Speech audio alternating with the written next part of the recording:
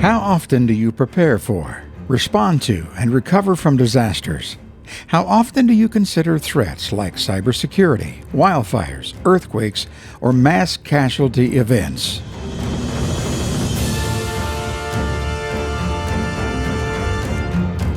This is Hometown Ready, an all-hazards emergency management podcast brought to you from the Springfield-Greene County Office of Emergency Management. We aim to educate, entertain, and spark discussions about all things public safety. So settle in and let's discuss how your community can be hometown ready.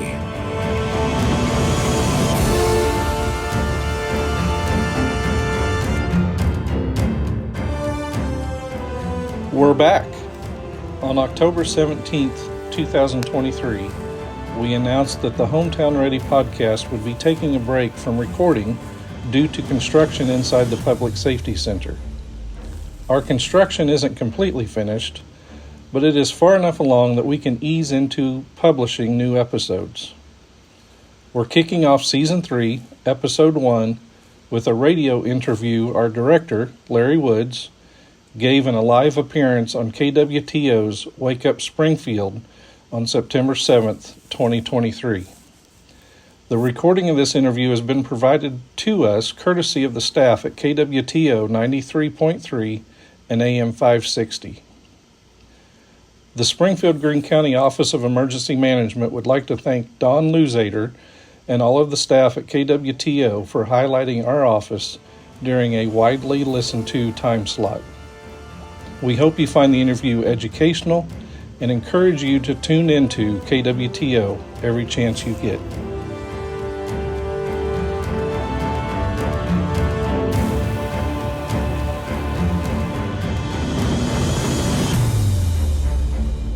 Wake Up Springfield with Alex Bryant, Chris Russell, News Director Don Louzader, and producer Cass Bowen Anderson on 93.3 and AM 560 KWTO.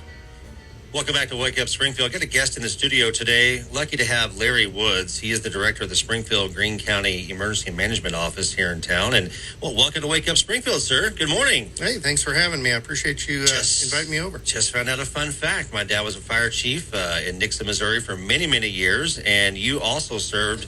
I was still in high school whenever you were with the Nixon Fire Department or Nixon Fire District, but you served or worked with my dad, Steve Russell, for a few years down at Nixon Fire Department. I did. I actually I was reserved with the Sheriff's Department down there for a while. Mm-hmm. I worked the EMS down there, and at the time we were stationed out of one of their stations, and so we got to know each other very well. Yep, and I was part of the cadet program during those years. So yeah, and again, not making me feel old whatsoever. Thank you. Well, it is what it is. You were probably a pretty young guy back then too, though. So, all right. So tell us a bit about the Greene County Office of Emergency Management, man. Tell us what you guys do for our county. Well, we do many things on a daily basis, not just whenever the disasters strike.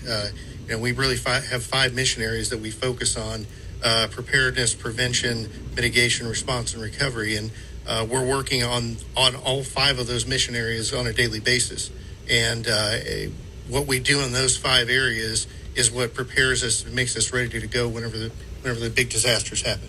I think a lot of people don't realize that there's a lot of when we have a big event in Springfield, a big festival, something that's going to draw a lot of crowds. You guys are there. You guys are set up on site and ready to handle any emergencies that might come from events like that. Sure, absolutely. One of our main, I guess, talents, if you will, is that of collaboration and coordination. So we, in those types of events, we bring all the public safety actors together, collaborate with them to formulate plans and capabilities so that if something unfortunately would go wrong, then we're ready to respond to it. We think about disasters sometimes as tornadoes or major storms, ice storms, flooding, those kind of things. But you're talking about festivals. As a guy who's put on big festivals, you also have to have a plan for a mass casualty event. Oh, absolutely. And we rely heavily on our public safety partners, fire, EMS, law enforcement, to be able to respond efficiently and rapidly in any kind of a mass casualty type situation.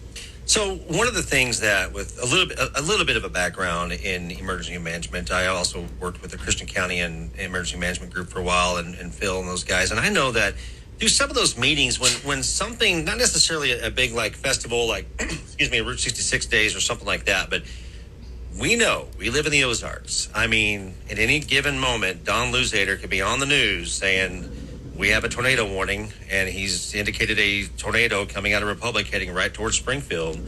If that were to happen, how does the Office of Emergency Management get involved in taking care of the situation? Sure. So we're constantly working with partner organizations, as I said, fire, EMS, law enforcement. Those are the ones everybody thinks about. But the other ones that we work with on a regular basis are friends over at the National Weather Service. So we are constantly, today, you mentioned the smoke from Canada. National Weather Service is putting that information out. We're then taking that information, disseminating it out to all of our citizens across the county, so that they're aware of what's going on. And so during these special events, we are writing plans. We are constructing scenarios that what if this happens? What if a high wind event happens? What if a thunderstorm comes through, lightning, and making preparedness plans to be able to deal with those contingencies should they happen. So let's just go through the hypothetical. Let's just say that it does happen, and I'm not going to call out any area because I don't want to be the guy that called it out on the radio. Then something happens, but if something happens in this area, and we have, heaven forbid, a tornado or a Joplin event, right? Something like that. What's the first steps of the Office of Emergency Management? What is your roles in that situation? Well, we maintain a watch officer program, so we've got 2 personnel on call 24/7. We have a watch manager and a watch officer. So the very first thing that's happening is if anything occurs, either no notice or with notice, then those folks will immediately begin acting in some capacity. If the incident begins to rapidly evolve, then they're going to bring in more staff, more people. Typically, they're going to start with our staff internally, and then as the situation evolves, we may end up bringing in additional people to the point where we may activate our Community Emergency Operations Center. But doesn't your office kind of take incident command of the situation? Well, I think that's what a lot of people think, but really emergency management's role is to collaborate and coordinate. Okay. So we would never be in command of an incident. Okay. That's left up to the folks in the field, the fire, the law enforcement, the EMS folks. Our job is to support those resources, support those needs during the response. So, for instance, an incident commander at a large-scale incident in the field, they are going to have the capability or the capacity to reach out and get the resources they need.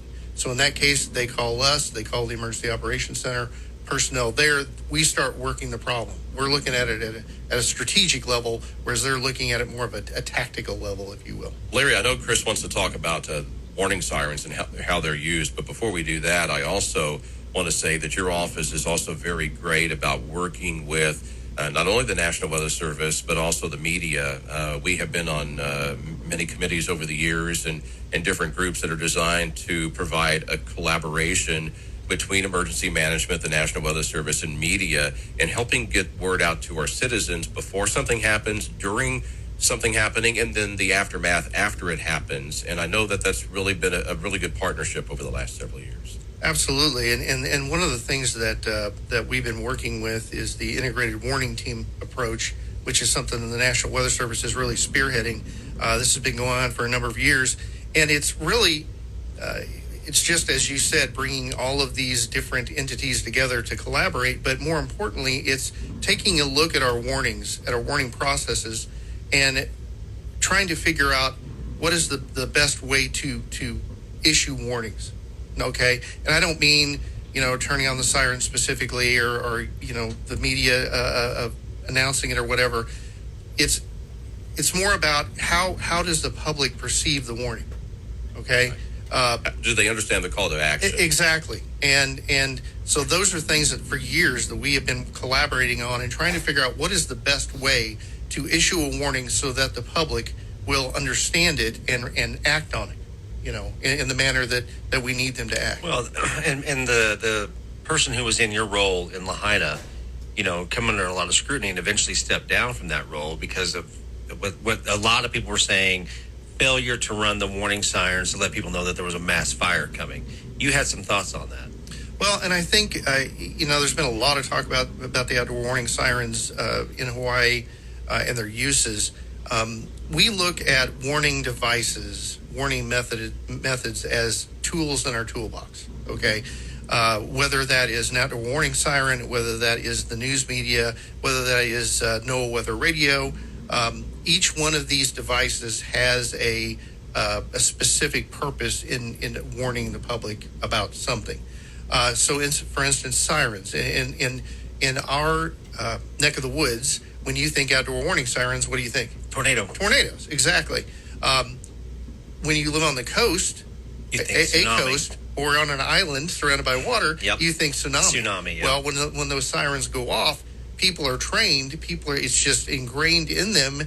That siren goes off, you head uphill. I mean, because the tsunamis, the wave is coming, right? Right. Well, in our neck of the woods, would we activate a siren for flooding? That might confuse the issue, Makes sense. So if I'm fly fishing at Lake Taneycomo down below the dam and they hit the siren, I know they're raising the water. Get out of the water because they're going to start running the dam. So a lot of times the type of warning device, the type of tool in our tool bag has a very specific purpose. Right. I don't know all the background and the circumstances necessarily that occurred in Lahaina, but I know that I'm sure there's backstories that I'm just not aware of. Hey, if they go to your website, what are they going to find on the Springfield-Greene County Office of Emergency Management website? Oh, they will find everything from preparedness information to public copies of our planning documents, just all kinds of information available there. Well, Larry, we appreciate you coming in the studio with us today, and I feel comfortable that we know that we're going to be protected in the Greene County, Christian County area. I know you guys all work together because, you never know when something could come across because it has happened right along that Greene Christian County line, Absolutely. And it just comes right out and then goes right into Webster County. I mean, you guys all have to work together, so we appreciate it very much. We're always working with our friends around us. And that website is greencountymode.gov/OEM, correct? That is it. Very good. Hey, let's talk with Kirk Elmquist, and let's talk Kansas City Chiefs next, right here on Wake Up Springfield.